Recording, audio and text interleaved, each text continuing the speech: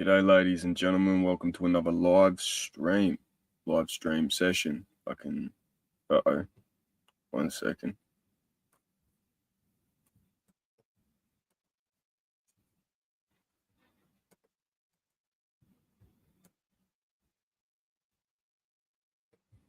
Bear with me.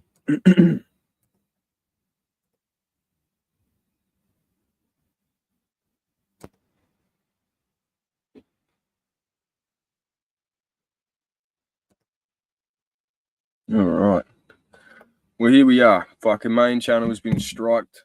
They hit me with medical misinformation. So, we'll be back in like a week on the main. So the stream we done last night must have spooked them a little bit. Yeah, I didn't get copyright claimed, nothing. What I did was we went through a bunch of articles that have been publicized in the public domain now that everybody has access to, pertaining to the efficacy and the validity of these jabs, you know what I mean? So we went into this article last night and we brushed over it, and I was pretty gobsmacked. Yeah, it's just strange how I got striked and that video is still allowed to remain up on YouTube. I don't know how they pass all that shit. But someone just must have reported me last night. So, is what it is. It's going to have to make do. It's just the way it is. So, but yeah, I had a bit of an adventure today. I went to the, went for a fucking stroll.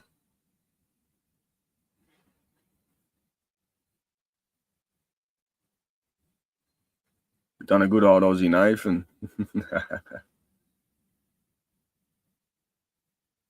But there's no signage that said that I couldn't record, so I was like, oh, yeah.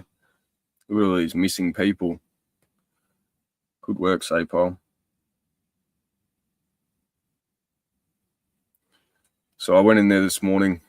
I've dropped off paperwork to have body camera footage released, other information released, and whatnot. And the lady, the receptionist, she's like, what's this for? I said, I'm challenging the fine. I said, I'm not paying it. She's like, oh. I said, there's too many discrepancies on the fine for me to make payment, so I'll be challenging it all together. What do you do? So yeah, I've got to put out a notification, let some lads know that I'm live over here.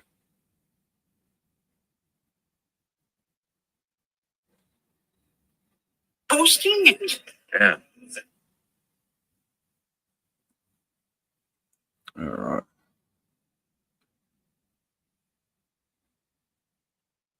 So yeah, it's been a pretty interesting morning so far. Nothing bad's happened, so that's good. Can't complain with that. But yeah.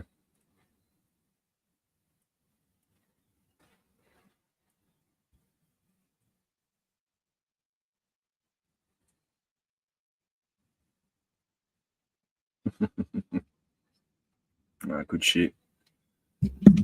But yeah, fucking hell. So we went to the police station. I spoke with the old, get this, they took me, they fucking want to join the call. Oh, fucking hang tight.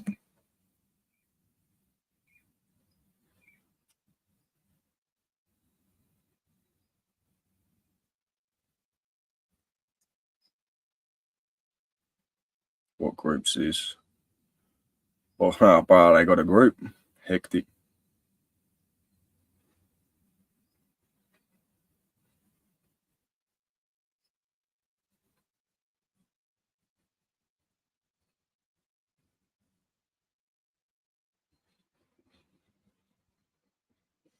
Yeah, what a crack up. So let's have a look what the email says with my strike. Hey, let's read that one out. It's nothing new. We know what it goes like. So at lunchtime, they removed my content, my extra late one. What they found didn't follow our medical misinformation policy. Content that poses a serious risk of egregious harm by spreading medical misinformation about currently administered vaccines that are approved and confirmed to be safe and effective by local health authorities and the World Health Organization. Isn't allowed on YouTube. Read the policy. You can see an example around 444, other instances. So I won't be able to go live for a week. What up, Milky? Good to see you, bro. But yeah, I'm curious. Like this section here, it says I'm on fucking 444. And they removed it, so I can't even fucking look.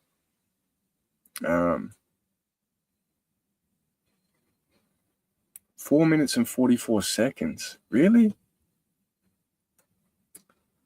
Why? Because we were showing off this last night. And this is public information, like I said. The publishingservices.gov.uk. So this is the UK government's website. This is verifiable information. This is what we were going over last night. Right?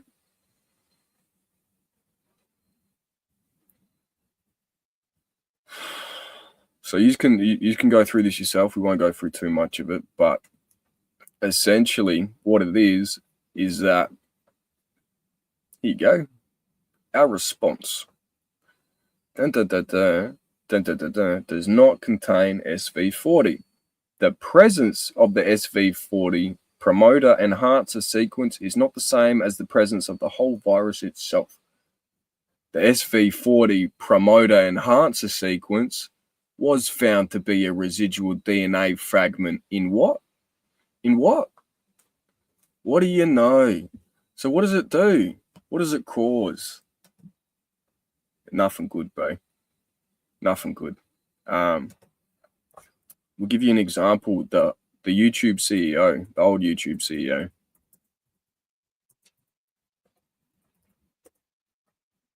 What was her name? Susan Wojcicki, former CEO of YouTube, was diagnosed with lung cancer in 2022 and died from the disease in August 2024. That's interesting. Never smoked a cigarette either. I wonder how that happened. I wonder. Cop D. Fucking A. What up, Jeff? Good to see you, my bro. Hope you're well. So we went on an adventure this morning. I've submitted the Freedom of Information request. Had to go down to the local police station, sign a bunch of paperwork. Yeah, fucking, here's where we were. Mate, you should see all the missing people up this way. It's fucking insane.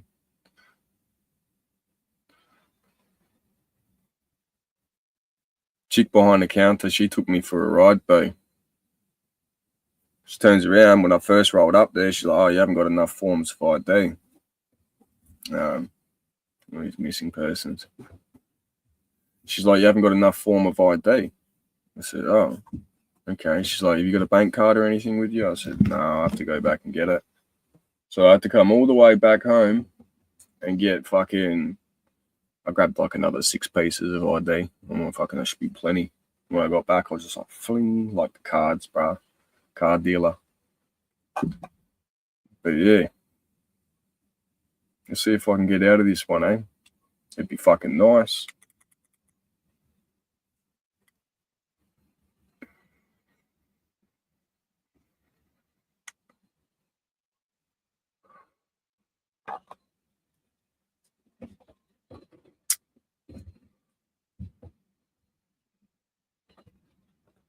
Yeah, what we'll do.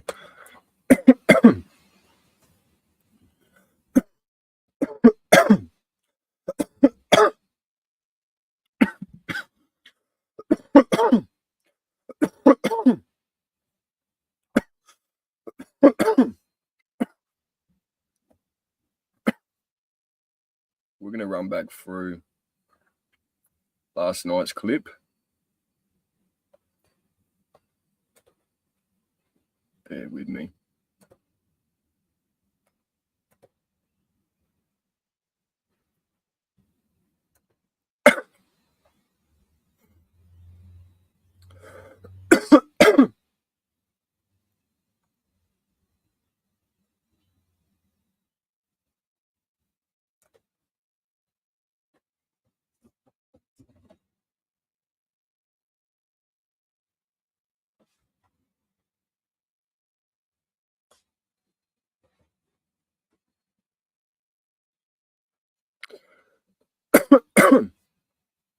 All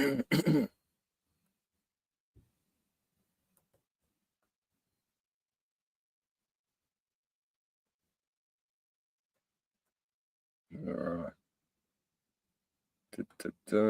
Take action.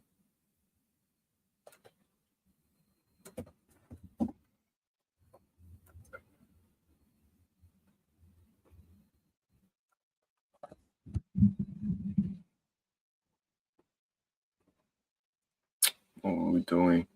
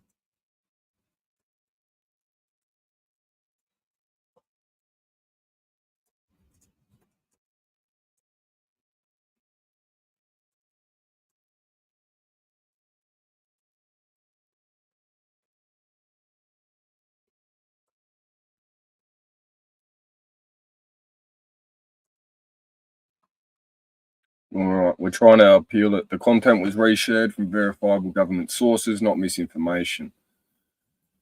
Give it a crack. I bet it's that they're definitely not gonna fucking let it back up, though. Which sucks. It does suck, but hey, is what it is. It is what it is. So yeah.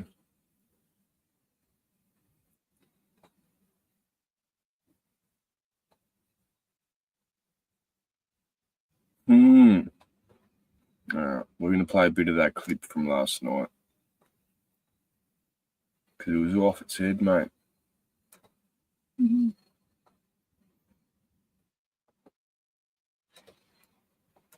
All right, bear with me.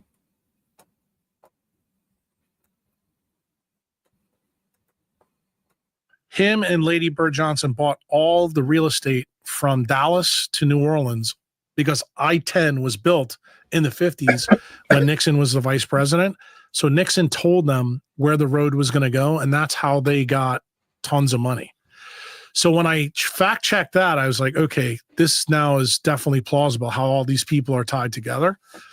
Then the final thing that I did after my residency's over, the U.S. Public Health Hospital gets decommissioned.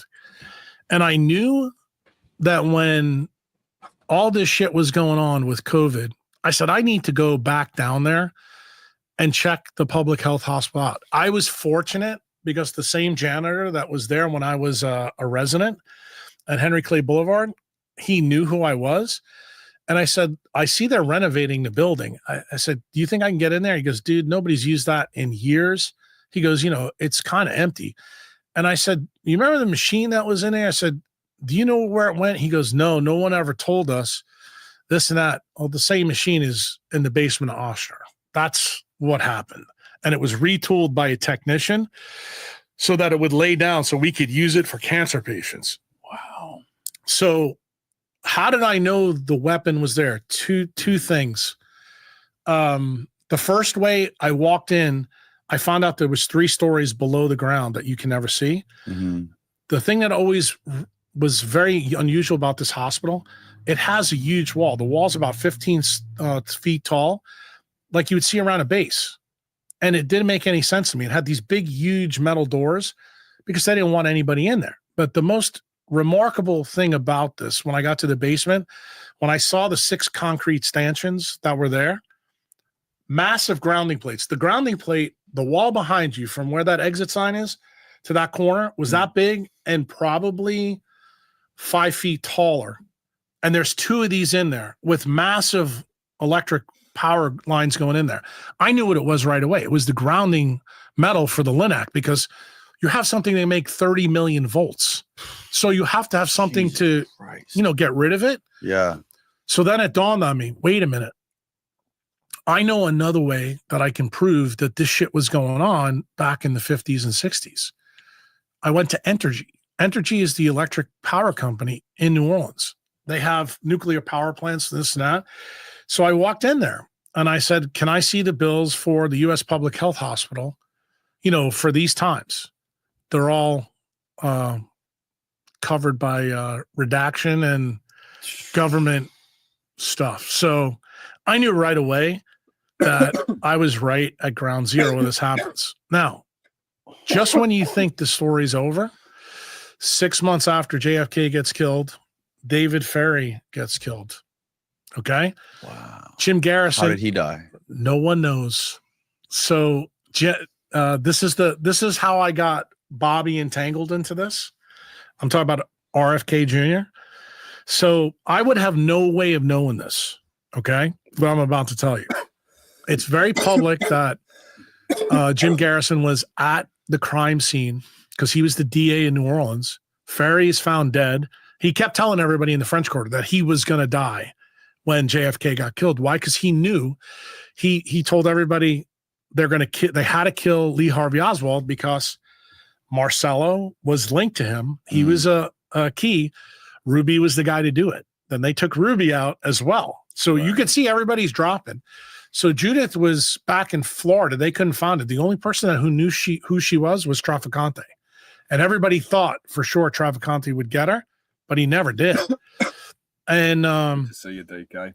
What happens with Ferrie, at his death scene, Bobby Kennedy Sr. calls on the phone. Or I should say, Jim Garrison calls Bobby Kennedy Sr. Because Kennedy Sr. and Garrison are talking. Why? Because Garrison knows that there's a conspiracy to kill JFK that began in New Orleans. And he knows that Lee Harvey Oswald's got nothing to do with it. He knows that Ochsner, Clay Shaw, he's putting pieces together. Okay. The CIA, the FBI, they're bugging his office. So they knew he was getting close. That's why they try to make him look like a clown show. But this is the key point. When Garrison calls Bobby Kennedy Sr. to tell him about what he found, guess who answers the phone? Bobby Kennedy Jr. Guess who knew that? Me. And I told Bobby that in the Tetragrammaton podcast. I'd have no way of knowing that. Whoa. So that's how he knew that I wasn't a tinfoil cat guy. So I'm going to try and find the podcast with this guy and Bobby Kennedy, ultimately, you know what I mean? Because what he's saying is he sat down with Bobby Kennedy. He's done this podcast. They've revealed all this information, but Bobby didn't know that he knew some certain shit, and his eyes were just lighting up like, oh, fuck, he's not just some tinfoil hat bloke. He's speaking truth. This guy knows. I'm getting goosebumps watching this shit, bro. Goosebumps, lad. So when I shared this last night, we done a stream on this last night. I didn't get copyright striked. I didn't get fucking no copyright claims. I got hit with misinformation. And I'm like, what the fuck? And here's the problem, right? That stream's been taken down. You can't get the links or nothing. You should be able to from this one. Drop the link in the description. But yeah, man, like this is getting crazy. And I was just reading something then that a US court,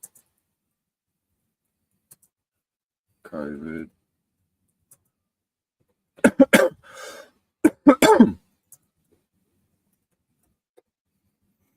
Here you go. 2 days ago, bruh. The FDA.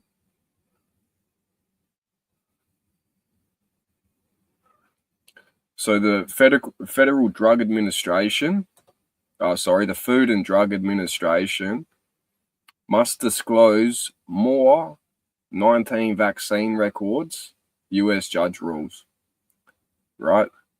A federal judge has ordered the US Food and Drug Administration to publicly disclose more information underpinning its authorization of the vaccines.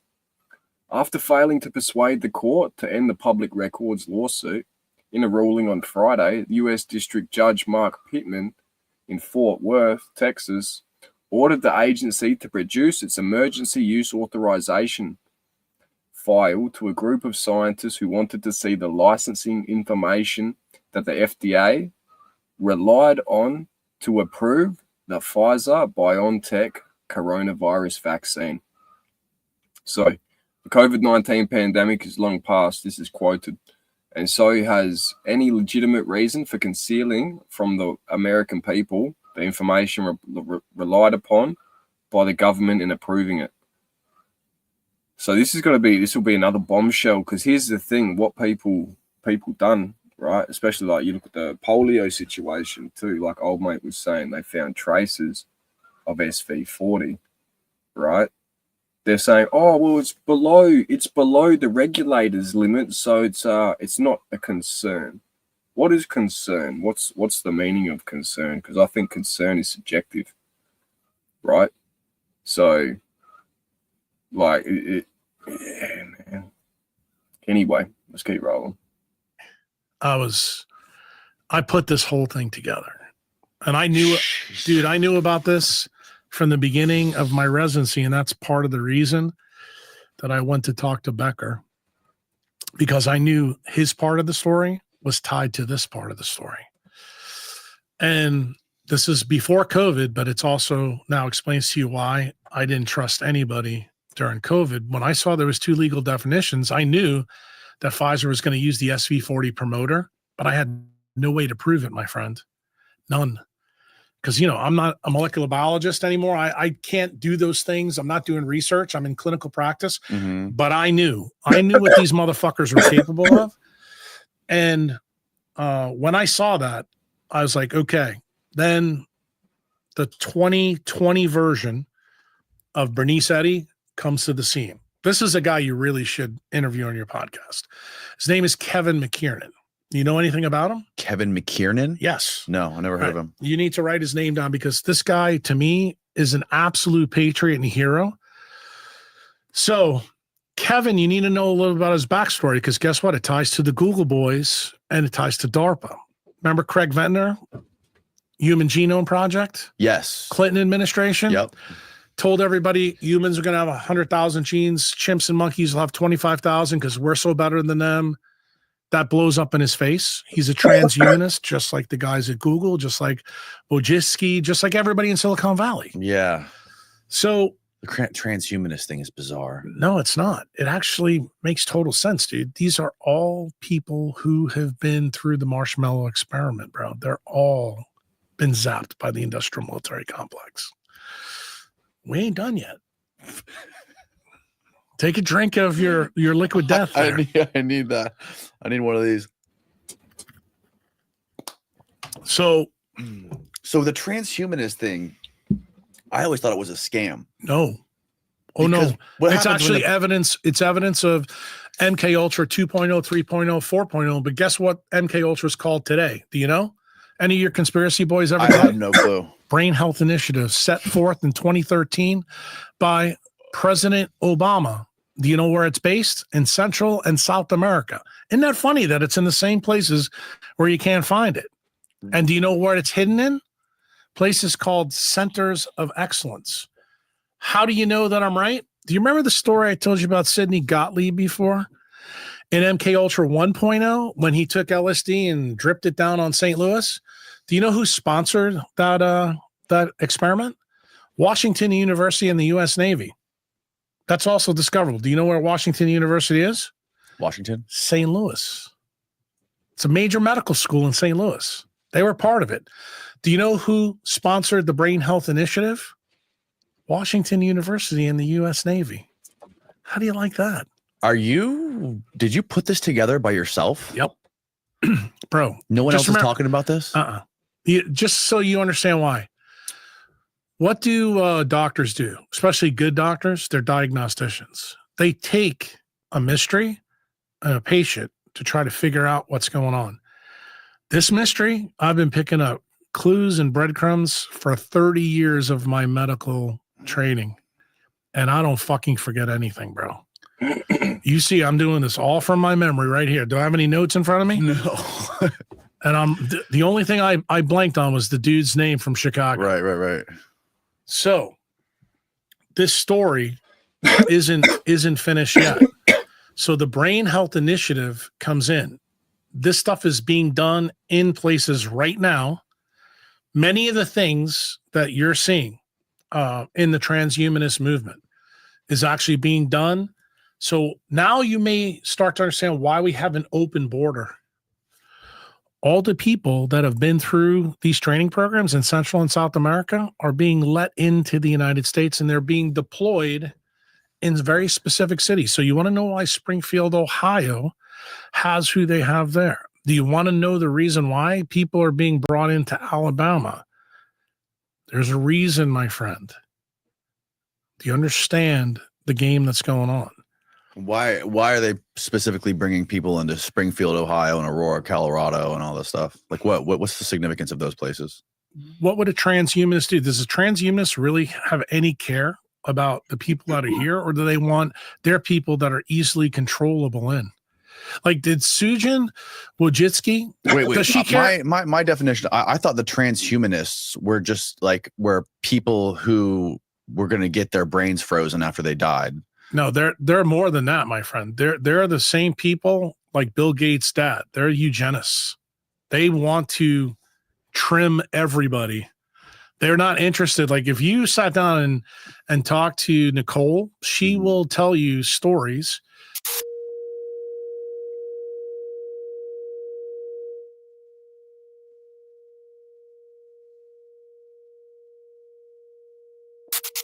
But the reason I'm paying attention to this is you need to realize I pay attention to all of the families of the big Silicon Valley people. Why? Because they are all tied to MK Ultra 4.0, 5.0. Every single one of them. And there's a reason they follow the rules of the industrial military complex, because they're designed to do that. Okay? And guess what? They get that training at the universities that they went. Stanford, Harvard. Just remember where all these people come from, my friend. Name any of them. Is this why you moved out of the country? Pretty much. And look, I've been saving this for 30 years. And I believe we're in the ninth inning, that if November 5th goes the wrong way, that we're Venezuela. We are where Venezuela was in 2005, 2006, and Chavez comes in and they take our guns. Kamala's already said she wants the guns. My problem. She changed it in the debate. Bro, she's still fucking full of shit. You know it. Yeah. But here's my problem. 55% of the United States population has been MK Ultra'd through the screen technology. So they're all obedient idiots. So here's my position. This goes very proximal to what Ayn Rand wrote in Atlas Shrugged. If we ever get to a point where it's mob rules, which is exactly why the Democrats always say democracy and not constitutional republic, bro, this is the problem. And I believe we're here. And, you and I are in Florida right now. I haven't told you this. I have to come back one more time to vote. And I vote in Florida. Oh, do you vote here? Yes, I do. Because I have a clinic in Destin. Yeah, Frosty. And when I talked to Bobby about this, he goes, look, I need you to vote for me, even in that state. He's changed his tune after he joined forces with Trump. Really? Now he wants me to vote for Trump. And I reiterated that literally 2 days ago with Nicole. I asked Nicole straight. She goes, nope, we want you to vote for Trump. My nurse, who you spoke with, Chantal, Nicole told her the same thing. We want you to vote for Trump. And not for Bobby. No, because now. Well, he dropped out. So. Well, but the thing is, there was a talk that he needed to get the 5% to get the third party. But now he realizes, I think, how serious the situation is. So the podcast that I told you to listen to before I came on with you was the Alexis Jasmine podcast. Yes. I made a prediction in there before it happened. I said, they're going to come and get Trump again. And guess what? The day that we did the live X event with Nicole, they found the guy at the golf course. Right. That happened right then and there. And I'm telling you right now, they're not done. No. I expect at least 2 to 3 more times, because guess what? The only way to ensure the next step of the plan, because what is the real story of COVID? COVID is not what any of you think. COVID was it's a compliance test for a coming economic reset. So remember I told you earlier that the industrial military complex, its energy, the source is cheap money. Cheap money is how they fuel all of these things. So parts of the story that we glanced over that I'm going to tell you that I actually told Dr. Alexis, these parts are really going to infuriate you. So I told you how we got the money laundering thing through drugs and how it started with Castro and Trafficante. What if I tell you that the war on drugs part 2 started with the Iran-Contra affair with Ronald Reagan and Oliver North? The story that you believed as a young boy was that it was about running guns to Nicaragua. What if I told you it wasn't that at all? It was to make sure that the industrial military complex captured the pathway between the Colombian drug cartel and the Mexican cartel so that they could deliver opiates right into the United States. Fun black ops. Right. And that's exactly what Iran-Contra was all about. It's another pile of money. Okay. So are you familiar with Danny Sheehan? No. Harvard lawyer who he was he worked on the Iran-Contra case, the Pentagon Papers case, the Watergate case, all these cases. He came in here and basically elucidated all this stuff beautifully. But he's how I got my education in this. All right. Well, perfect. Then I don't have to go through it again. No, it's no. I don't mean to interrupt, but I just wondering. I just want you to understand what the goal was. It was to create a pile of money. So what has the government done? First, Social Security they stole. Okay. Then you have Iran-Contra. You know when that one goes down. That's another pile of money that they start the war on drugs. The government is fueling this because they need the money to run black ops. Right. Here's the big one. Who gets hired in 1982, my friend, and at the same time? Anthony Fauci. Okay. By Reagan. What else happens right then and there at that time? You might remember somebody in the industrial military complex came up with the idea, how about we have Americans donate and to their own retirement called the Roth or SEP IRA. So we can create this huge pile of money that the Treasury and the Fed will watch, which has never been audited to this day. So what did they do? They came up with another plan through Congress so that now Americans put all their retirement money in, so they're able to launder that money too. So now let's do a hard stop because I haven't talked to you about this at all. I don't know if you're a Bitcoiner or not, but maybe you can understand now why. I don't pay a close attention to it, but I understand I own some. You will after what I'm about to tell you. You're going to change that in a lickety split minute. So all this money is sitting in there. No one's able to audit it. So fast forward, I don't know, 20 years ago, you heard about a guy named Bernie Madoff, right? You know about what he did. How did he get outed? The owner of the New York Mets at the time, Nelson Doubleday, put some of his money in there and he asked for it back when he was going through financial hardship. And that's what took Bernie Madoff down. Bernie gets thrown into jail. But guess what also happens? The government realizes as soon as Madoff goes down, if anybody starts asking for money back, they're going to have a problem. So how old are you? 30. I just turned 37. Beautiful. So I want you to think about your mom and dad. They're boomers like me. Who is going to be all these people that opened up Roth IRAs starting to retire right about now? What happens when you taper a Ponzi scheme and people start taking their money out? Collapses. Have you ever looked at the rules for a Roth? Oh, you don't have to take it all out all at once. Just take a little bit at a time. I'll let you go all the way to 70. So go look at the years the boomers were built. The last year is 64. So you're saying the boomers are hold on. Okay. Let me finish. Okay. I'm developing this idea for you.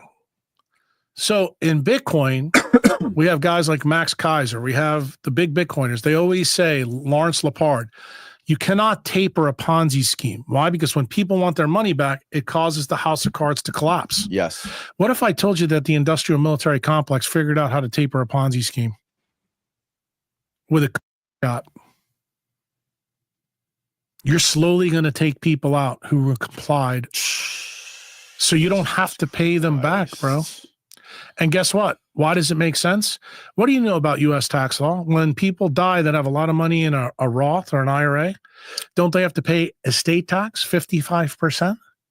So who's getting the gravy? The government's getting that money back, bro. So guess what?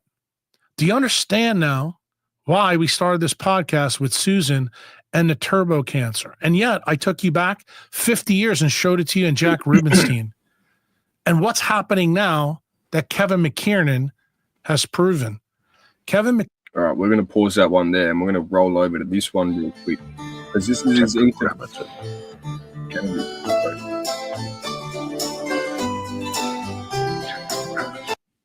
Rich without enriching your community. But what polluters at times of the year, the kinds of hormones and all kinds of antidepressants and psychoactive drugs, Prozac, etc., in public water supplies all over the country. And the water supply, almost no water supply, has the kind of carbon filtration system that you would need to filter that out. And, in terms of non-drinking water, probably the most serious pollutants are actually nutrients, or nitrogen, phosphates, potassium.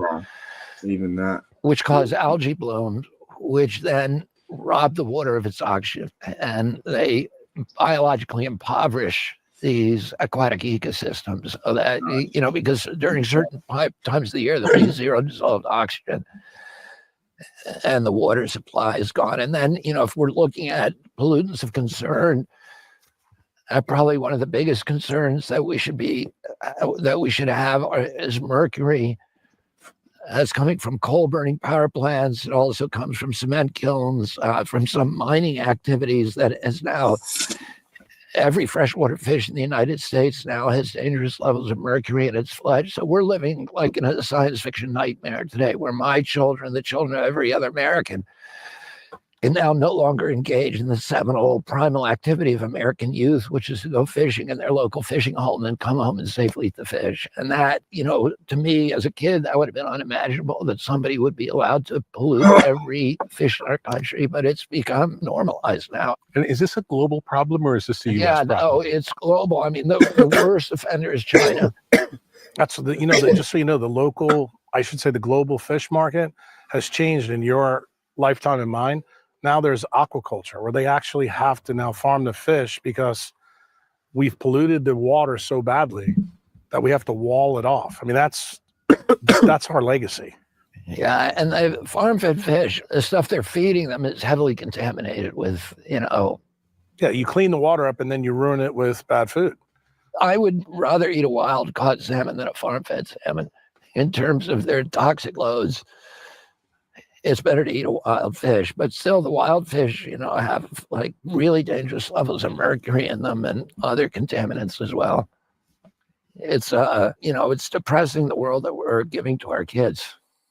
I just read something about a program where millions of genetically modified mosquitoes are being released in different places of the world. That's insane. I mean, I don't even know how to talk about it. I was going to say it's insane.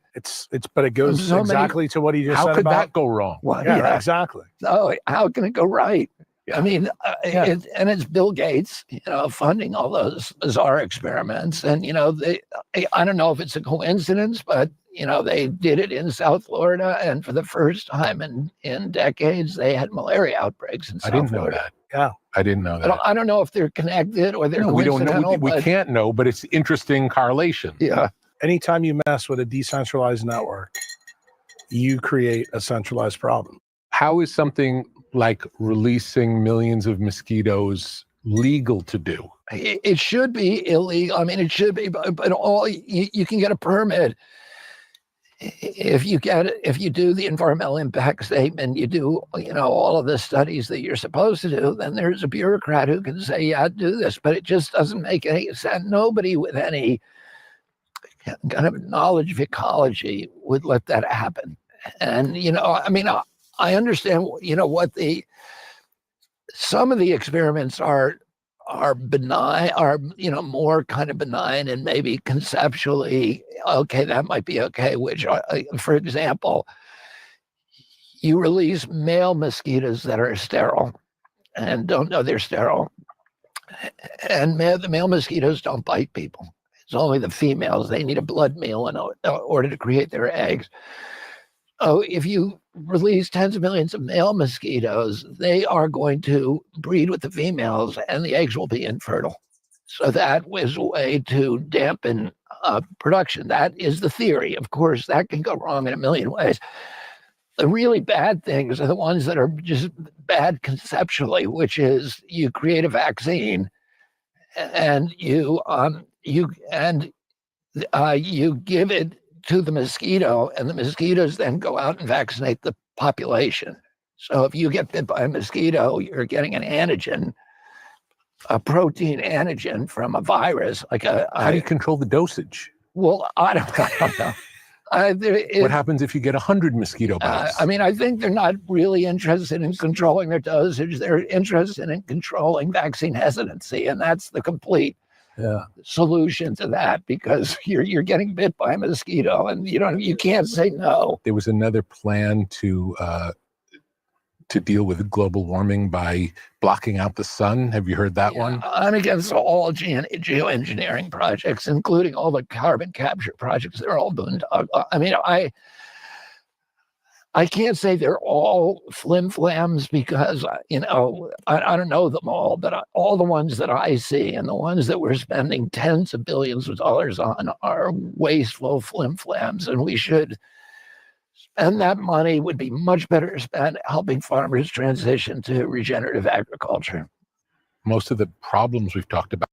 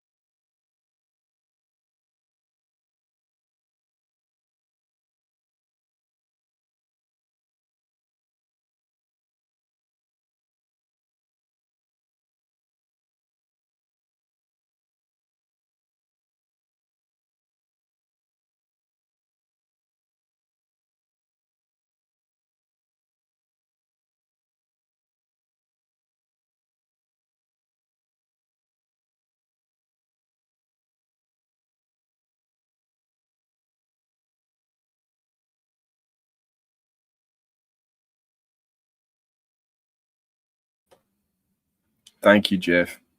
Thank you. I didn't say it till just then. But I said all that shit for no reason. All right. So, Bobby Kennedy, his voice reminds me of this character from this movie that I seen when I was a kid. So I would have been 6 years old when this movie came out, but this one here, Spiderwick Chronicles. Strange movie, man. Full of mythical creatures, all that other shit. But this lad here, Mulgarath, I'll see if I can find his voice.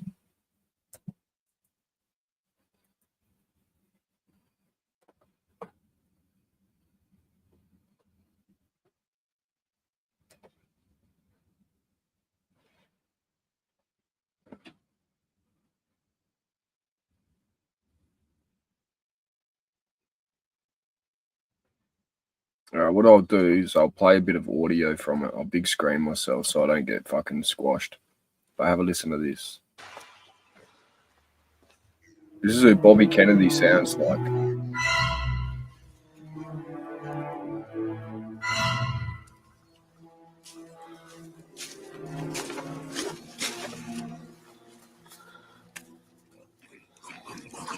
Come here. Hey, give me a leg. Hey, give me a leg. A a leg. It's not a leg. This is a leg, imbeciles. Oh my God. Simon. It's good. Who are you?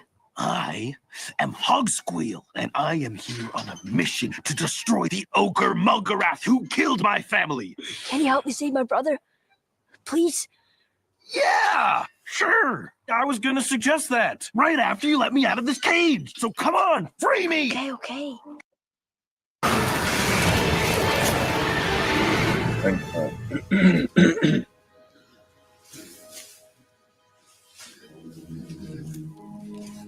This dude sounds like Robert F. Kennedy to me.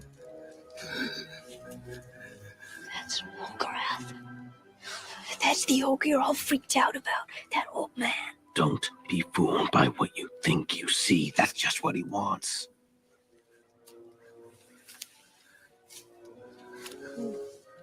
I beg your forgiveness. I asked my friends here to invite you to a nice little meeting. And they got a bit overzealous. That's a goblin for you. My apologies. Right, does that not sound like Robert Kennedy? Have a listen. About come back to a profit motive. Someone has a profit incentive, and that's what makes them do bad things. And I've heard people talk about it as that's just the nature of capitalism. What is your feeling about that? Yeah, the problem is not capitalism. The problem is, it's not, let me put it this way, it's not free market capitalism.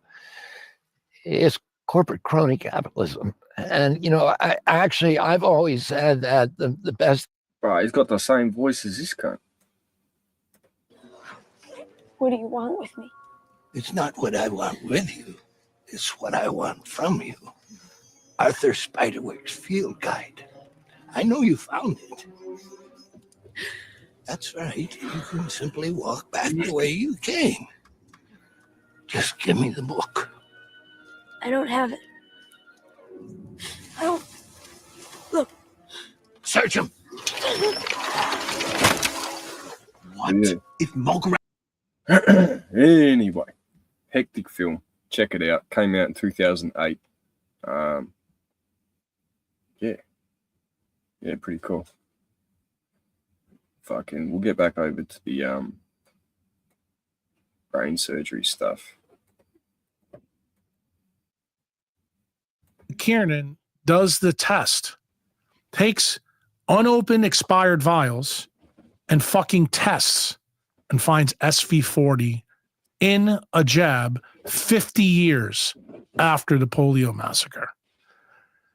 Do you understand, bro, what's really going on? Because let me tell you something. I'm teaching you right now about the Dunning-Kruger effect. When what you don't know turns out to be the most important part of the story, everything you thought you knew goes. So, my friend, that's the real reason why I went to Dallas 2 days ago and spoke at Dealey Plaza and laid this whole story out on tape and told everything I know in every detail. Because if I happen to get taken out by acute lead toxicity, I want a young guy like you who's doing this podcast to make sure you go fucking fact check Uncle Jack. But I promise you, I'm not going to let you down. Every single one of you out there needs to know what I'm talking about. These are the biggest criminals in the world. They make Adolf Hitler look like a street gangster. They've killed way more than 4 million people, and they're not done. They're looking to completely take out millions of people slowly over time, all different kinds of ways. So don't think it's over. What did Fauci and the Bi-Dolac and the vaccine law really do?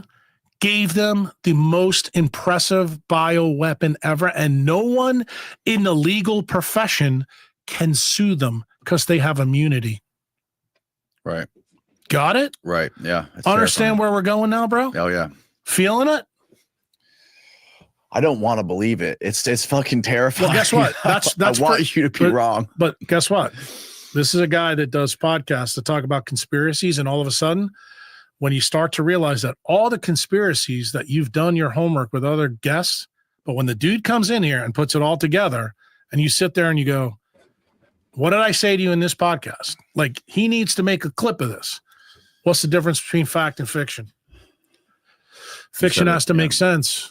There ain't nothing about this that makes sense. Right, yeah. But guess what? That's totally right. You're totally right about that. Every single thing that I told you, you can now fact check. Do you think that was true when this started out for me in 88, 89, 90, 91, 92? Nope. When did I know I was right?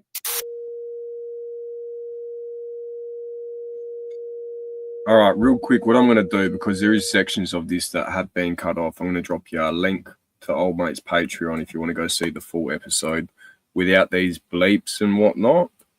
Patreon is an uncensored platform, so people share whatever the fuck they want there. It's one of the places I learned to make DMT. Chemistry. All right, there you go. There's a link to Old Mate's Patreon. We'll keep rolling. Right. Dude, this program ain't going away. And I've already told you where they're being tested now. Remember the black guy that was on death row in Clinton, Louisiana? Now it's all people with brown skin that are in Central and South America. That's what the Brain Health Initiative is all about. See, that's the execution part of the plan. And then they're creating a military to bring them up to the United States now. So that you're having all these crazy bastards that have been programmed now led into the United States and made citizens. Guess why? Not only are they a replacement for you, which a lot of the black folks are starting to wake up to, but they're going to be controllable replacements. This plan has been in since Tavistock in 1921. That doesn't make sense. Oh, yes, it does. Why would you want, if you're a country, why would you want to do that to your population? The biggest thing because that our Constitution for tyranny, treason, death. If you know about this, and that Constitution is in law, what is the goal of the industrial military complex? You want me to distill this down for you so it lands? They want to replace the U.S. Constitution with the UN Charter. That's what they want to do. Right. Because then they have free reign. They then control the executive and Congress. But what branch don't they control? You know why they went back into the plan to kill Trump? Because he put two guys that are Fourth Amendment experts on the Supreme Court. Do you know why you can't get a CBDC through now? Because the fucking Fourth Amendment blocks it. That's the real reason, bro. That's why they hate Trump. That's the number one. It's about the only thing Trump did his first term that I'm happy about. Everything else, he basically is a fucking idiot that let all these people around him. I mean, just to explain this to you, how pissed off I am about this. He put Steve Mnuchin from Goldman Sachs as his Treasury Secretary. Right. Right then and there told me, you're a fucking moron. Because that's letting a barbarian in the gate. Then what does he do? Lisa, the CIA lady who burned up all the documents for exactly. But think about Jeff Sessions. It took him 2 days to turn. Think about Comey. Dude, every single person around him. So when you probably can tell I'm not really a Trump fan, but I told you I'm voting for him. Why? Mm-hmm. Because Bobby is now part of the team. Bobby knows, look, Trump wants to drain the swamp. You know what Bobby knows? He knows where the drain plug is. That's what we need. Because let me just tell you something. Everybody in the Joint Chiefs, everybody in the industrial military complex, everybody in Congress. There's people that are sitting in Congress right now that need to be for treason. Okay? They allowed this to happen. And we the people, let me just tell you something. When Thomas Jefferson and James Madison wrote in the Federalist Papers why the fucking Second Amendment is what the Second Amendment is, you got to remember, it wasn't for hunting. It wasn't for school things. Mm-hmm. It was to protect us from our government. Exactly. Yes. And guess what, bro? We're here. We are here. They actually used, if you want to know the story that I don't know how much in other podcasts you developed. Let's talk about what really happened with JFK. Real quick, can we, I want to basically summarize what we were trying to talk, what you were explaining to me earlier about the values in the SV40 and with Roth IRAs. So essentially what happened with the COVID mRNA vaccine was it killed and people, mainly elderly people, right? People Correct. that were like 50, 60, 70 plus with multiple comorbidities. Didn't affect kids. That's actually the front story they want you to believe. That's not true. You know who's dying now? Guys who are influencers that have big muscles and young like you, because they all complied. That's who's getting taken out. The boomers are getting taken out too. But COVID wasn't the real problem. It's actually the treatment of COVID, Right. which is taking you out. Right. And they know, how do they know who took it? Do you know who went through the Marshmallow program? Sergey Brin's first wife. Do you know what she does? Epic. That's the electronic medical record of the whole system. So they know. Do you know who runs 23andMe? Is it the CIA? No. Sergey Brin's ex-wife. This is, just so you know, the girl that Not Nicole. No, the girl that your guy just pulled up, Susan, Yes. her sister runs 23andMe. How you like that?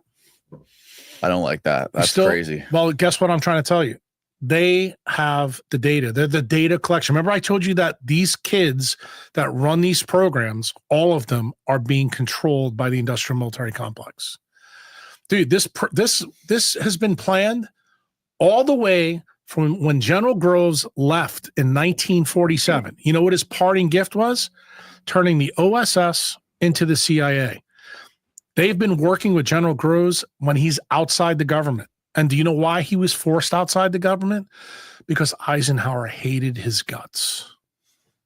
And what did he do? He formed a militia outside the military, and they got powerful. So powerful that they got all these companies in Texas, Illinois, and California to work as part of the industrial military complex. And the government kept paying them and had no idea what Groves was really doing. And if you don't think Groves was a smart guy, just remember, 1942 to 1945, he takes Operation Paperclip. Allen Dulles, sound familiar? Mm-hmm. Goes and harvests the best scientists in the world, brings them to the desert, and they make a fucking bomb in 3 years that nobody could believe. Guess what? So if you think that they couldn't do something like this, they made the atomic bomb in 3 years, bro. Right. That's how fucking talented these people are, and that's how smart they are. Mm. And everybody who works there, these are not stupid people. They have an army that they've trained, and that army is based in big tech. And they are carrying out these attacks constantly on the American people. And you guys keep drinking Starbucks coffee, watching Netflix, and getting dumber by the minute because your dopamine levels are getting destroyed. And you don't put it together. But dude, I'm laying it out for you. I mean, it's all there in front of you. It's time for you to shit or get off the pot. This is what I tell people. But like, this is my biggest thing. I understand what you're saying. I understand that the government wants people to be controllable. That makes sense to me. That's why kids go to school for 8 hours a day. And now we irradiate them with Wi-Fi. Right. But what I don't understand is, why do you want your population to be obese and basically physically useless? Because it makes it easier to kill them. But if you want to maintain, they're all owed money. If you want to be, they're all owed money that they stole already. You still haven't got it, that the story is always comes back to money. You're talking about the IRAs. Dude, I'm talking about everything. We're 30. Look, I don't know if you know this. Yesterday, I'm trying to remember what his name is. I'm probably going to, James Lavish. He's another Bitcoiner. He's got a tweet out there. Yesterday, we crossed the Rubicon of $35.3 trillion. Just so you know something, listen to this. If we were to pay back $1 million every second, it would take 4,023 years to pay back that money. So let me ask you a question. When you see a lavish tweet like that, and you think about where we are, How the fuck do you solve that problem, dude? Got it? No, I got it. It makes sense what you're saying. I totally get it. Oh, I know it makes sense, dude. I'm a brain surgeon. I'm not a dumbass. But what I'm telling you, but I am, and it makes sense to me. No, but you're not a dumbass, because I'm going to tell you what. You've been nibbling at this problem so many different ways. You're like a great white shark on this whale, and you keep biting at it. You keep bringing all these people in here. You know the bits and pieces. What am I doing? I'm giving you the final touches on the sculpture. So guess what? I need you to realize that you got to keep doing what you're doing. Like, you now are the media. Let me explain to you why the media is gone. The media is gone because of General Groves. Let me tell you exactly what their plan was. They decided. Hey, Sandgroper, that might be your cue to fuck off, bro. I don't care if you watch, but don't comment, or I'll put you in timeout and ban you. People are watching. Don't think they're not. I don't even have to go watch the dickheads' lives anymore. People just tell me what's going on. To abscond big science, their plan eventually was to use big pharma money to start do advertising on the media. So what did they do? They made them all employees. Do you know how they came up with that idea first? They did the same thing to doctors in the 1980s. That's the reason why HMOs came up. Because what do? They put the government between us and our patients. They did the same thing with the media. And they did it 30 years before. Bro, these people are brilliant, Danny. I'm telling you, they really are. And the thing is, all I'm doing with you guys today, coming in here straight from off the plane, so I'm putting some Windex on your glass eyes. That's all I'm doing. And I want you to understand truly what your world is all about, because you said you got kids. I don't know the cat behind the screen back there. That's what I'm saying. And I want you guys to understand that I don't want you to be bullshitted anymore. Like I always tell people, a half truth always leads to a full lie. Like all the people that you've had in here, they didn't know bits and pieces of the story, but you know why? It was by design. The industrial military complex cannot let you know all this stuff. Because if you knew it, you would fucking take them out in a minute. These people are more nefarious than King George was in 1774. Right. That's what I'm afraid of. They're making fucking Hitler look like, a gangster. I got news for you, bro. These people are bad. Like, really bad. This dude is, what's his name? Dr. Jack Cruz, exiled brain surgeon.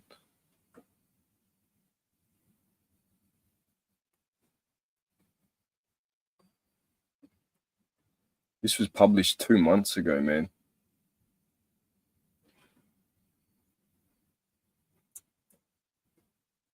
I just happened to click on this by chance too. I wasn't searching for it. It just popped up. No splinters around here. Fuck, eh?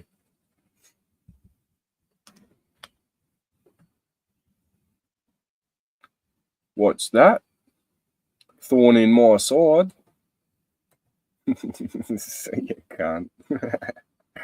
Fucking hell. Alright, what do we got here?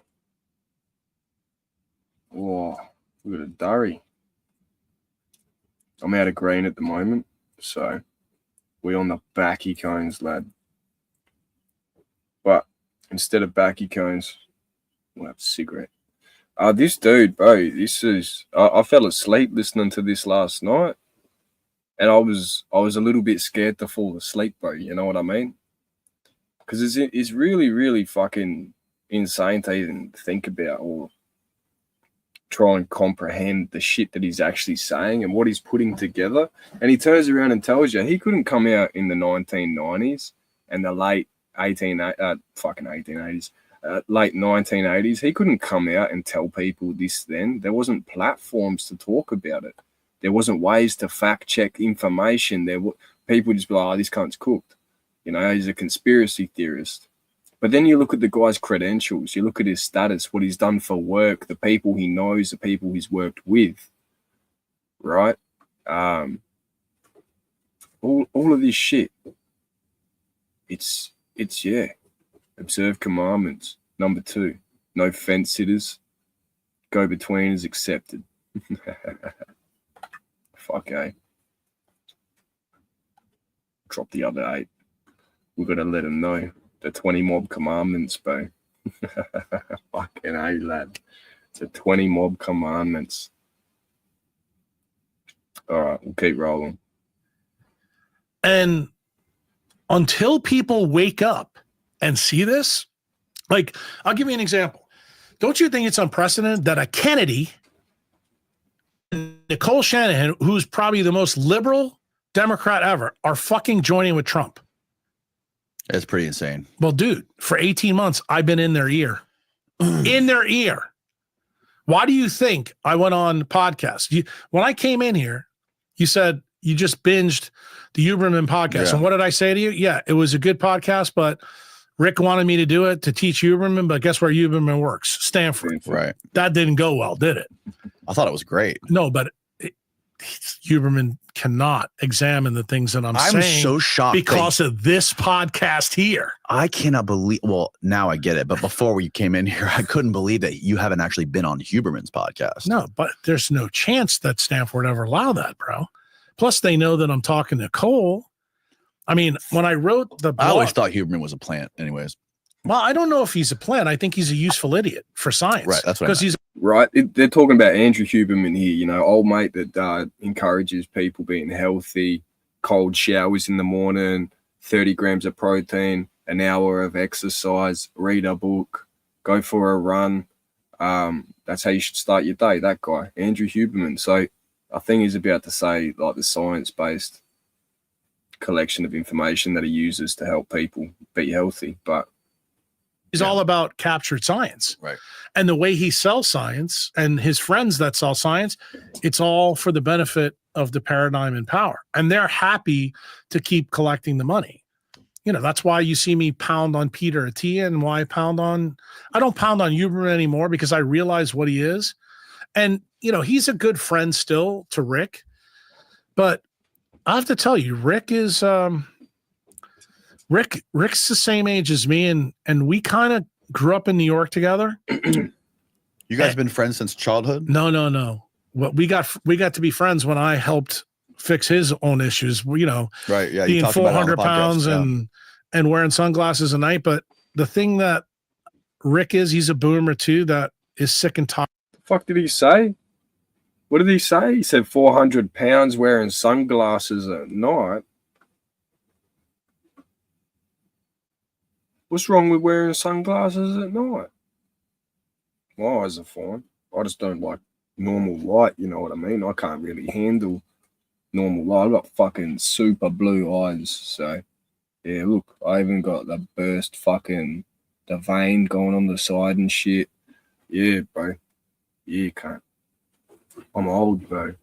I'm an old 22-year-old cuz been here for fucking eons, lad. Still haven't got it right. Karmic cycles and that, you know, coming back in.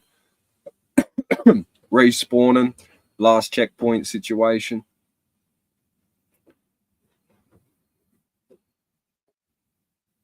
Two grams of protein per kilo you weigh every day, Joe, mate. 2 grams of protein every day. So, yeah, around 120 grams of protein. Say 60 kilos roughly.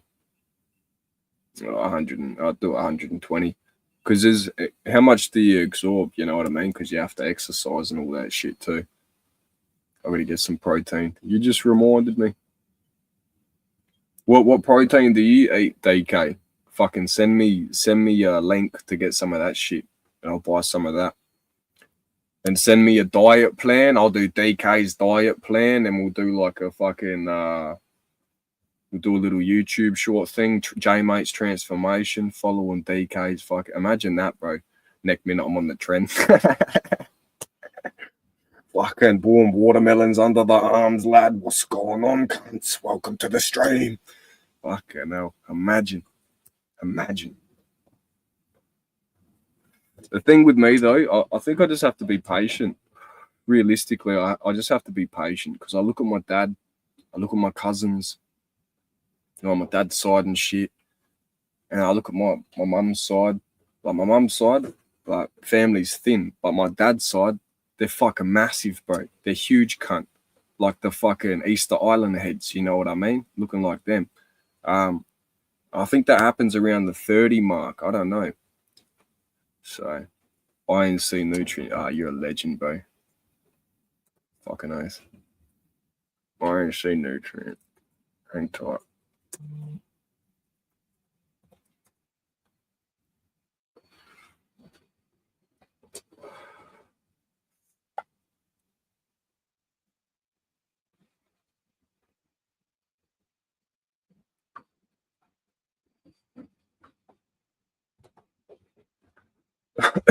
What about the BCAAs? I've got some BCAAs.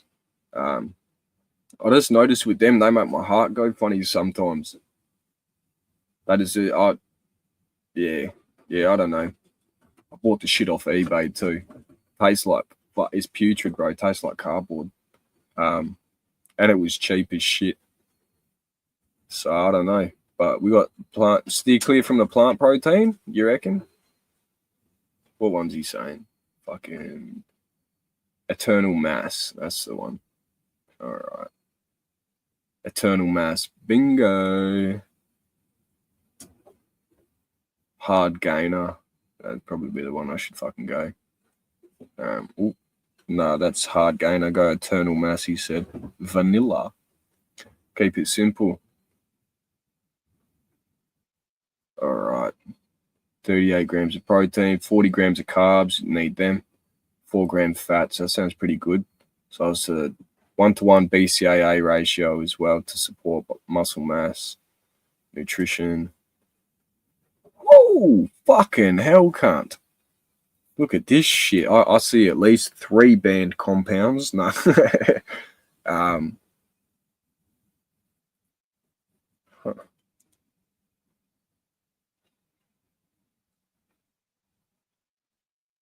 What do you make of like tryptophans in that DK? Like 5-HTP, do you reckon?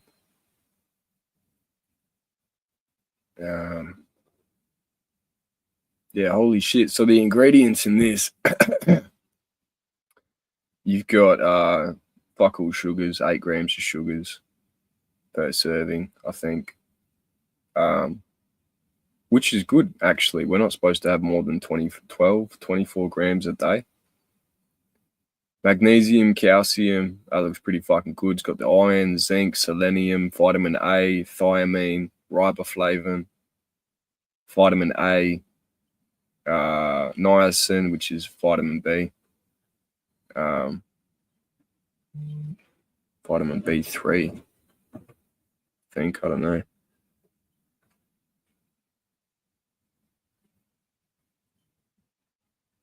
Fucking hell. And it's got taurine in it as well. Synthetic cow cum. Yummy stuff. Yummy, yummy, yummy stuff. I don't know if taurine is synthetic thing, but it's actually good for your testosterone, believe it or not, taurine. So if you drink like a Red Bull or 2 a day, like the little ones, it's good for you. Not good for the heart, though. All right, yeah, we're buying a fucking thing out of this. Eternal Mass. Booze. Oh, that's fucking pretty good too. $45 for 2 kilos. Oh shit.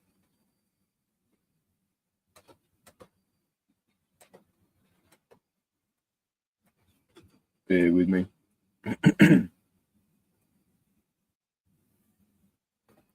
Alrighty.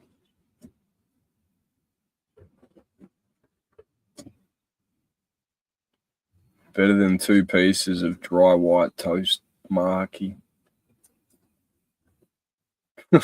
4 fried chickens and a Coke. Fucking hell, cunt. Yeah, that works out to like 120 grams of protein, doesn't it? 4 fried. Nah, no way. No way. I don't know, man. But what I do know is plant proteins and animal proteins are 2 different things. Despite them both being protein, you don't take up plant protein as well as you do meat-based proteins. So, yeah. Anywho, we'll keep rolling this clip. Are to being lied to as well. Right. You know, and he's a lot like probably you guys. He likes the conspiracy theory, but, you know, he tells you, you know, when I started giving crazy a chance, it actually really changed my life. And he goes, now I don't think anything's crazy. He goes, I just don't have enough information to know if it's bullshit or not. Right. And he goes, the more I keep digging, the more I begin to realize that this is a big deal. Like when I told him this story, before I sat down with Bobby Kennedy, you should have seen his face. Mm-hmm. Oh my God. I mean, this would melt. This is, you know, the information that you're letting out right now is enough to melt anybody's brain. It's insane. It's literally sounds insane. And that's quite literally what the military industrial complex and organizations like DARPA have been doing since the 50s, is things that are completely wacky and insane, like MK Ultra and the things they were doing at the Haight-Ashbury Clinic with these experiments with LSD and amphetamines, and with Charles Manson. I don't know if you're familiar with Tom O'Neill. He wrote a book on this. Actually, somebody from Twitter, after you announced that I was coming on your podcast, somebody said I need to do a podcast with Tom O'Neill. He said, you guys would be. Oh my God, he's amazing. Yeah. He said, you guys would be right up each other's alley. But no, this is the crazy part of my story. I don't know these people that you have had on, but the part that ties all this together is how General Groves stole big science and how it links to everything else, because it ties everything together. And what am I trying to point your audience to? It's money that the problem is. Right. They need that cheap money to continue to go on and on and on, and they need the government to continue to provide it. That's the reason the CBDC, look, American money's failing, and they knew it was going to fail from when Nixon did the Nixon shock in 71, when they removed, you know, gold from the gold standard. What did you hear, Danny, just literally 4 or 5 weeks ago at Bitcoin Nashville in the summer? Both Bobby and Trump came in and said, we want to make Bitcoin a reserve asset. This is not music to the industrial military complex ideas. And that's why I'm trying to tell you that literally I made the prediction 2 years ago on Clubhouse.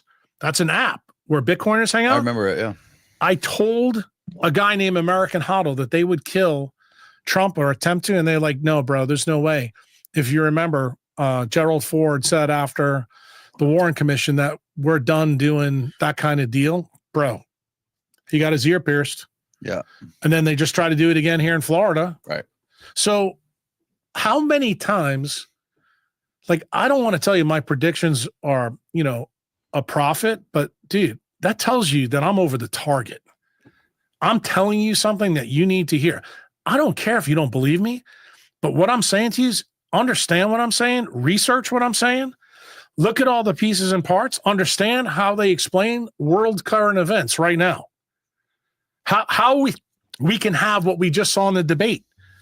Now that we know the two people on the debate, one of our sorority sisters are feeding her the information. Dude, this is exactly how it works. Who's paying for those two people's salary? Big Pharma. Put on any fucking Isn't station. It true? I heard that the two people that are the biggest donors to Trump and to Kamala are Peter Thiel for Trump and his vice president. Right. And Eric Schmidt. Yep. Google. He used to be. They're both close. Right. And they're both the representatives for the U.S. in the Bilderberg Summit. Yeah. And I'm also going to tell you, not only Bilderberg starts with Tavistock in 21, then the Trilateral Commission through the Rockefeller years and the Committee of 300. Dude, you're banging on the right drum. Do you know what I want to teach you before I leave here? Do you know the synonym that you need to start using for Bilderberg or the Rothschilds? It's called alloidial money. Pull that one up on the screen so he can see it. Alloidial money is money that has no superior, meaning there's no title. You know who that starts with? That starts with the papacy, and it starts with the royal family. In other words, nothing can be taken from them. Do you know what people have? See, alloidial title. Click on that. So do you know what that means? There's only one other thing that's ever showed up in your 37 years on this planet that's alloidial, and that's Bitcoin. And that's why They're coming after you, bro. That's why they're coming after this money. I'm going to tell you right now, what do we say in Bitcoin? When you have your own stack, they can't fucking take it from you. And this is the only thing in the world that's like that right now. Right. If you're not the Pope and if you're not part of the royal family. Right. The Bilderbergs, every single royalty is cousins with fucking King Charles right now. Every single royalty that's existing. Dude, this story, the people that back the industrial military complex are those people. They're the real problem. But guess what? They're the ones that have propped up Gates. They're the ones that have propped up the WHO. They're the ones that propped up the World Economic Forum. Dude, these are the more layers they put between them and us, the better it is, because guess what?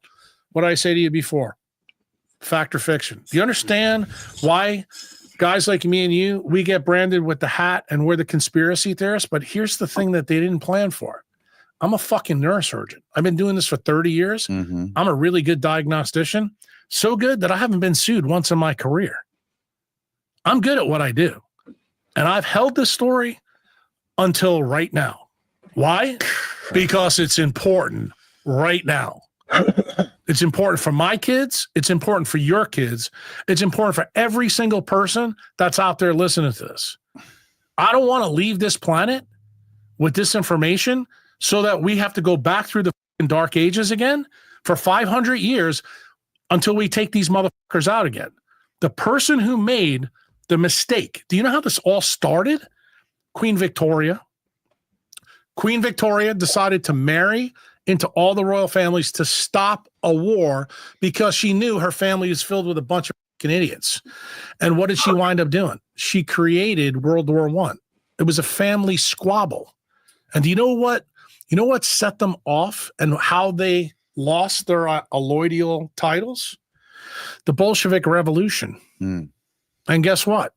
When they killed the Tsar, who's the cousin of King George at the time in England and Kaiser Wilhelm in Germany, neither royal family could believe that. Do you know one of the most unprecedented things happened in the history of the 20th century that day when the Tsar was killed?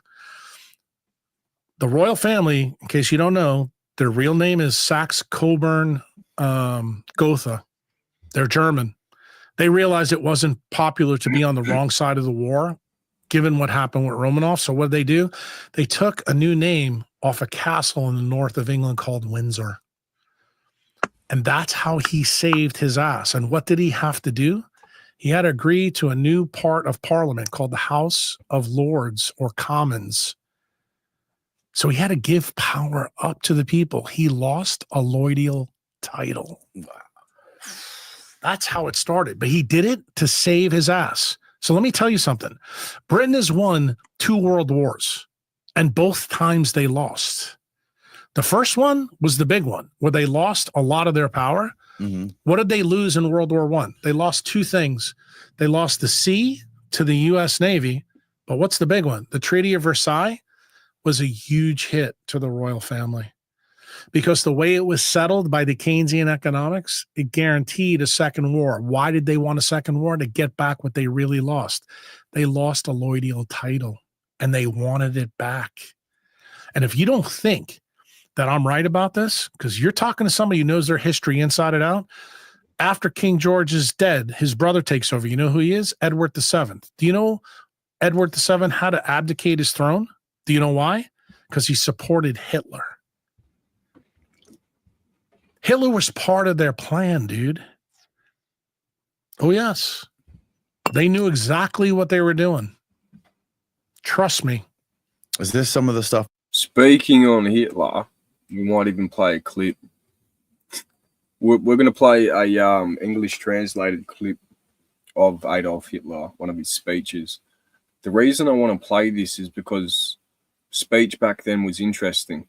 You know what I mean? The way they spoke, the way they conversed certain things. It's not how we talk these days, of course.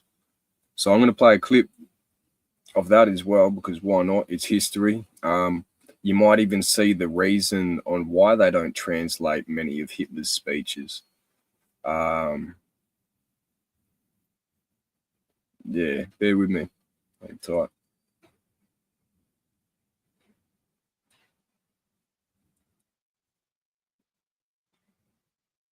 Where are we? History.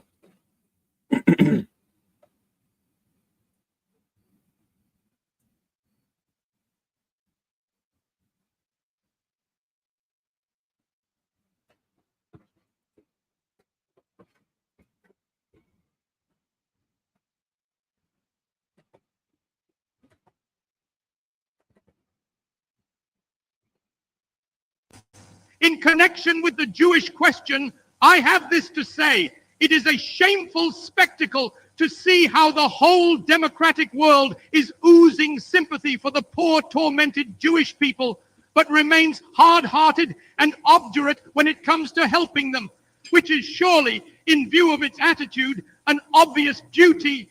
The arguments that are brought up as an excuse for not helping them actually speak for us Germans and Italians. For this is what they say. 1, we, that is the democracies, are not in a position to take in the Jews. Yet in these empires, there are not 10 people to the square kilometer, while Germany, with her 135 inhabitants to the square kilometer, is supposed to have room for them. 2, they assure us we cannot take them unless Germany is prepared to allow them a certain amount of capital to bring with them as immigrants. For hundreds of years, Germany was good enough to receive these elements, although they possessed nothing except infectious political and physical diseases. What they possess today, they have by a very large extent gained at the cost of the less astute German nation by the most reprehensible manipulations. Today, we are merely paying this people what it deserves. When the German nation was, thanks to the inflation instigated and carried through by Jews, deprived of the entire savings which it had accumulated in years of honest work, when the rest of the world took away the German nation's foreign investments, when we were divested of the whole of our colonial possessions, these philanthropic considerations evidently carried little noticeable weight with democratic statesmen. Today, I can only assure these gentlemen that thanks to the brutal education with which the democracies favored us for 15 years, we are completely hardened to all attacks of sentiment. After more than 800,000 children of the nation had died of hunger and undernourishment at the close of the war, we witnessed almost 1 million head of milking cows being driven away from us in accordance with the cruel paragraphs of a dictate which the humane democratic apostles of the world forced upon us as a peace treaty. We witnessed over 1 million German prisoners of war being retained in confinement for no reason at all for a whole year after the war was ended. We witnessed over 1.5 million Germans being torn away from all that they possessed in the territories lying on our frontiers and being whipped out with practically only what they wore on their backs. We had to endure having millions of our fellow countrymen torn from us without their consent and without their being afforded the slightest possibility of existence. I could supplement these examples with dozens of the most cruel kind. For this reason, we ask to be spared all sentimental talk. The German nation does not wish its interests to be determined and controlled by any foreign nation, France to the French, England to the English, America to the Americans, and Germany to the Germans. We are resolved to prevent the settlement in our country of a strange people which was capable of snatching for itself all the leading positions in the land and to oust it, for it is our will to... What do we see today in the world? Who's sitting in the Congress of the US, in those states, in those positions of power? Who's running the world banks? Who are these people? And why was it like this back then? What happened? They caused inflation. They toppled their fucking economy. And this is why it's speculated that the Jewish population for hundreds of years, thousands of years, have been kicked out of almost every place they've tried to settle for this reason. Because what they do is that they introduce their monetary systems and lending. And once they introduce the lending and the interest, that's how they get you. It's a trap.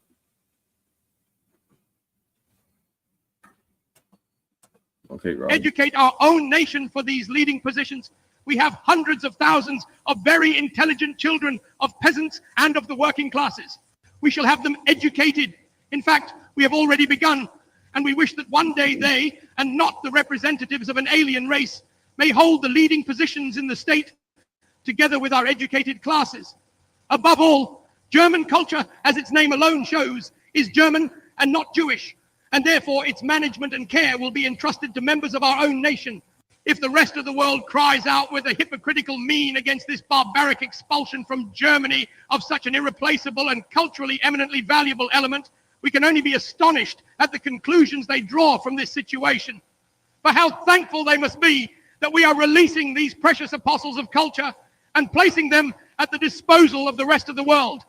In accordance with their own declarations, they cannot find a single reason to excuse themselves for refusing to receive this most valuable race in their own countries. Nor can I see a reason why the members of this race should be imposed upon the German nation, while in the states, which are so enthusiastic about these splendid people, their settlement should suddenly be refused with every imaginable excuse. I think that the sooner this problem is solved, the better, for Europe cannot settle down until the Jewish question is cleared up. It may very well be possible that sooner or later, an agreement on this problem may be reached in Europe, even between those nations which otherwise do not so easily come together. The world has sufficient space for settlements, but we must once and for all get rid of the opinion that the Jewish race was only created by God for the purpose of being in a certain percentage a parasite living on the body and the productive work of other nations. The Jewish race will have to adapt itself to sound constructive activity as other nations do, or sooner or later it will succumb to a crisis of an inconceivable magnitude. One thing I should like to say on this day, which may be memorable for others as well as for us Germans, in the course of my life, I have very often been a prophet and have usually been ridiculed for it. During the time of my struggle for power, it was in the first instance the Jewish race which only received my prophecies with laughter when I said that I would one day take over the leadership of the state, and with it, that of the whole nation, and that I would then, among many other things, settle the Jewish problem. Their laughter was uproarious, but I think that for some time now, they have been laughing on the other side of their face. Today, I will once more be a prophet. If the international Jewish financiers in and outside Europe should succeed in plunging the nations once more into a world war, then the result will not be the Bolshevization of the earth, and thus the victory of Jewry, but the annihilation of the Jewish race in Europe. The nations are no longer willing to die on the battlefield, so that this unstable international race may profiteer from a war or satisfy its Old Testament vengeance. Bro, how powerful is that shit? Like, even just the last 15 seconds? Then the result will not be the Bolshevization of the earth, and thus the victory of Jewry, but the annihilation of the Jewish race in Europe. The nations are no longer willing to die on the battlefield, so that this unstable international race may profiteer from a war or satisfy its Old Testament vengeance. Wow. And what do we see today with the wars and whatnot? Who's profiteering from these wars? Because it's a big money machine. Who's making the money? Who's profiteering? Who's pushing it? Do I need to say more? I don't think I do. Now, here's the thing, what people get confused, right? When I speak about these people specifically, I'm speaking about the evil ones, right? I'm not speaking about all classes of individuals that follow this belief or whatever. I'm not anti-Semitic in any way. I'm anti-corruption. I'm fucking anti-trumping on people's or treading on people's basic human rights, decency, your ability to discern, to think for yourself. All of these things, crucial and key components to what make us all, you know, ourselves. The individuality side to it. That's what makes this experience unique. And that's what they're trying to get rid of. They want us all doing the same shit, all paying into their system, believing whatever the fuck. They don't care about our beliefs or nothing. It's all control. So, hey man, I'd get right with God before this shit proper kicks off, because the internet's not going to be around forever. Like, here's the thing. It's what were the lockdowns the past 4 years? Compliancy checks. I'm trying to see how compliant we'd be, right? And so with that, that's bridging us up to something more. So old mate here, the exiled brain surgeon, is trying to share this information because 1,000-year families rule this bitch. The Orsini, Rothschilds, Rockefeller, all of them. He's trying to get this information out so people wake the fuck up.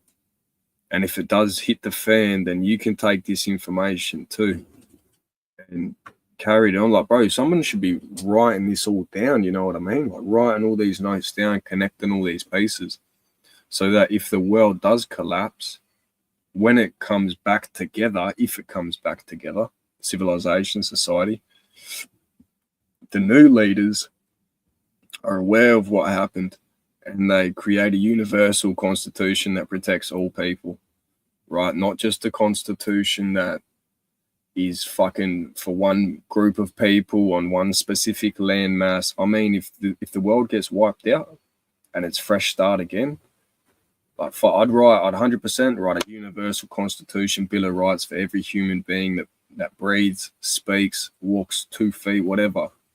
You know what I mean? If you're born the same way we're all born, you're human for the most part, except for the alteration in our genetics. But fuck, what do you do there?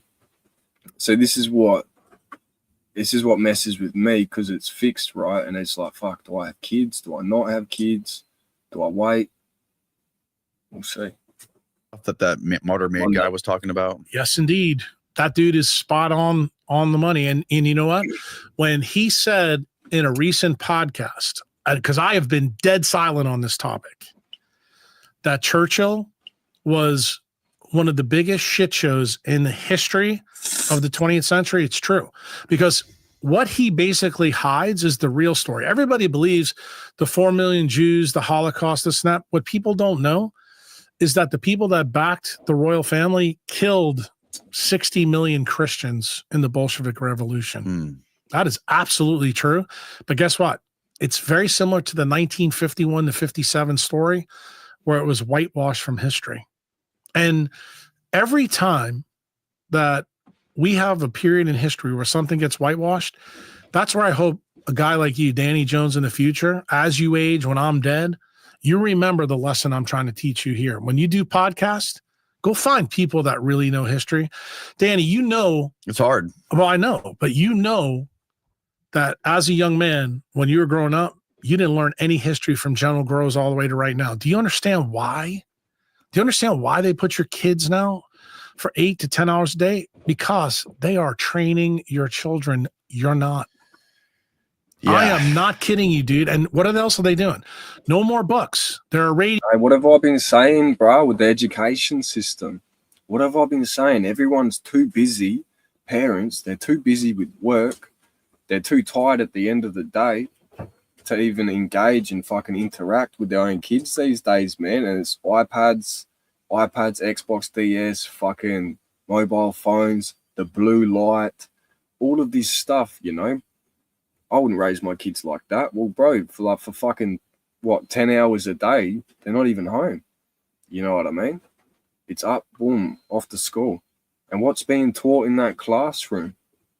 Gender fluidity, pronouns, fucking, dude, come on. Like, honestly, the best course of action for people to do, like, realistically, is pull your children out of school if they're struggling, if the doctrine of education that you're seeing in the curriculum doesn't fit with actual education to what you believe or whatnot. Homeschool, man. Homeschool your children. Unfortunately, with that being said, when you homeschool kids, because I was going to be a part of something like that, Martin, you get the exact same curriculum as what these kids get at school. So it's risky, man. It's risky. And they're training the youngers, bro. They're training the youngers, the teachers, the principals, their beliefs in how things should be. You know, it's all fucked, bro. So get your kids out of school, get them home, start teaching them about life, about how to survive, about making a fire, cooking food, fucking purifying water, like, you know, all of these essential things that we've given up, we've sacrificed for convenience.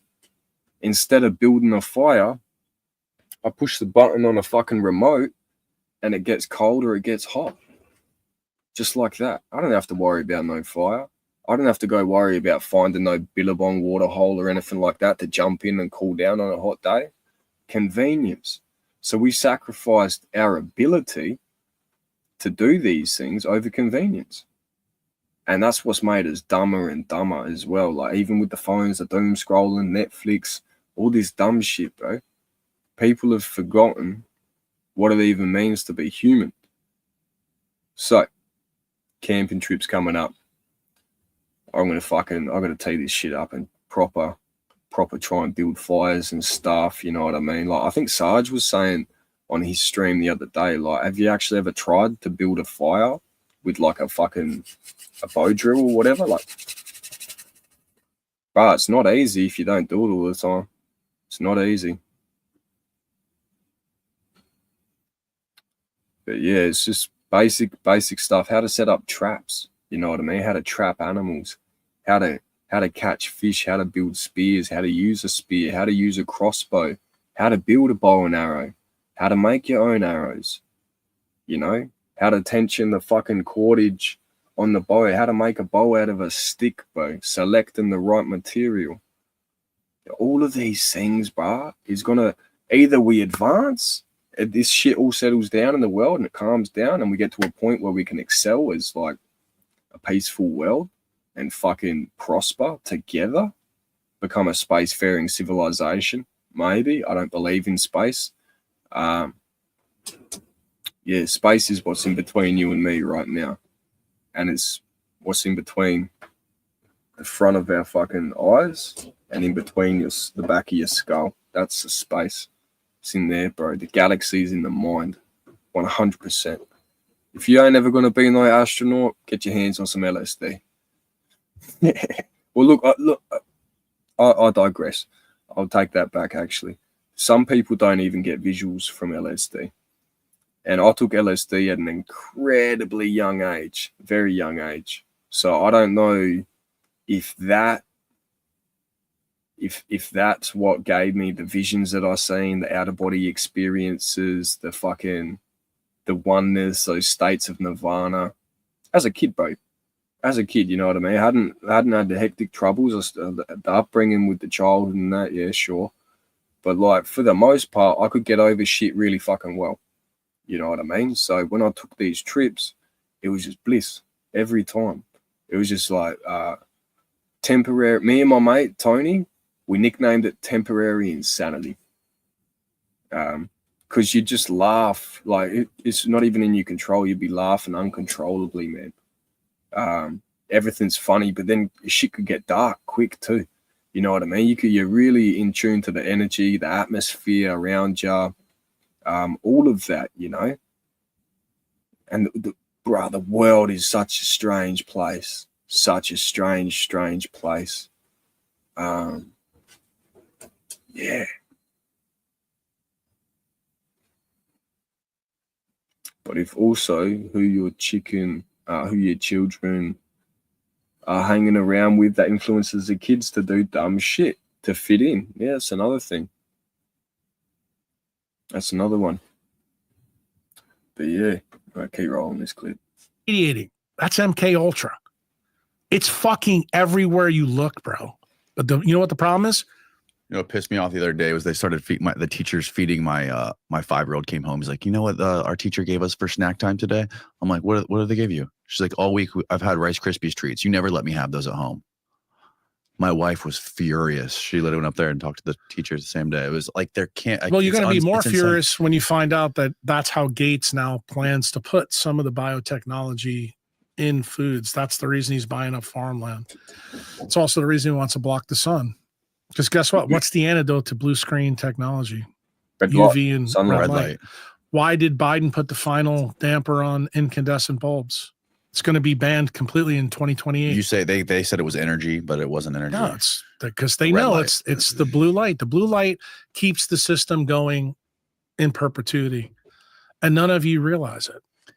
None of you, because you know what? A, you're not smart enough to know the history. B, you're not a neurosurgeon. You don't know any. You know what makes me feel fucking a little bit good with myself is like I've been on this path a little bit for the past year, 2 years almost. I ain't a fucking neurosurgeon. I ain't got no high school diploma or certificate of education. I ain't got none of that fucking shit. And guess what? I've been talking about that blue light. I've been talking about them street lights, all that shit. It's fucking, it's strange. You know, the circadian rhythm, that's a big one. That's a big one. So if you're always on your phone, if you're like this all the time, up until the moment you fall asleep, your brain would be stimulated as fuck. Stimulated as fuck. And not only that, you're getting beamed with infrared. Fucking, where is it? Or did it turn itself off? Can't see it with the naked eye. But yeah, nah, look, it's can't be good for you, man. Can't be good for you. But anyway, let's roll. Anything about the non-visual photoreceptor system in man. And here's the sad part. Most centralized doctors don't either. Like there's so many bombs that I gave you in this podcast already that people's heads are going to explode. And I don't expect them to know this an hour or two or three. Like you'll probably go back and listen to this 10 years from now. Yeah. When I'm dead and you're going to go, bro, this guy was telling us the truth. And I'm going to say something. This may be hyperbolic, but this moment in your podcast, this is Paul Revere riding through Boston, and I'm telling you they're coming. You know what I expect? What should people do about it? I need you to put your pitchfork down and start rowing all in the same direction. We have to protect we the people. Whatever you can do, Danny, whatever the cat behind the screen can do, Steve, sorry about that, Steve. We need to come together and we need to take our country back. These people, the barbarians, are inside the fucking gate. The Trojan horse is inside. But it's just, I'm going to remind you about something. You may think I'm pessimistic. I'm not. You know why? A bunch of people who are misfits from the UK, who were farmers, who had pitchforks, got muskets, and beat the best army in the world. Let me tell you something, Danny. There's 360 million of us, and we still have that Second Amendment. This is the problem that people don't understand, I think, for the most part, is that's why I think they want to keep us divided. Correct. That's what all the game with the media is. And how do we find a way to unite everybody? I think this podcast is one of those things. I think what I just did in Dallas with Nicole. I mean, look what's going on with Nicole and Bobby. You don't think that's an amazing thing that you've seen? That people ideologically who really don't like each other are now, like, in other words, people in New York and Virginia in 1776 said, fuck this. Mm-hmm. They had different political aims. Right. They came together. So why can't we? Like, I've gotten criticism. Not that you've leveled it, but people on Twitter have leveled it. It's like, Jack, on your Twitter profile, you say you're, a guy in exile. Yeah, you're right. But I casually point out, where's Thomas Jefferson, Benjamin Franklin, and James Madison home country? Legends. Was it? I'm going to wrap this one up here. I'll come back later tonight and we'll go back through the rest of it if my channel doesn't get striked. Yeah, I'll be in the Discord a bit after if anyone wants to come hang out. Come catch up, have a chat, more than welcome to. But until later on, we'll see you then. God bless.